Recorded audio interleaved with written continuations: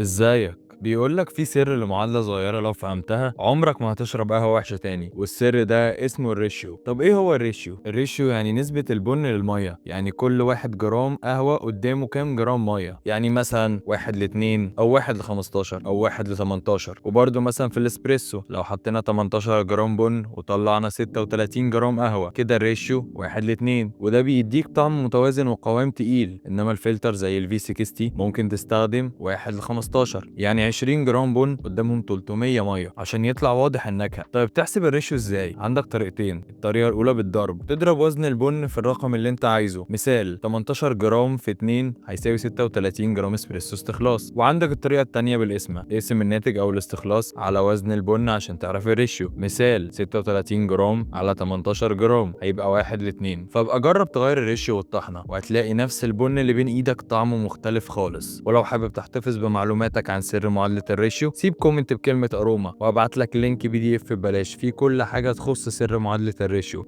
ما تنساش تشوف اللينك اللي في البايو. وبس كده، أنا أحمد ودي أروما. تابعني لو حابب تكون بريست شاطر وتعرف أكتر عن القهوة ومجالاتها.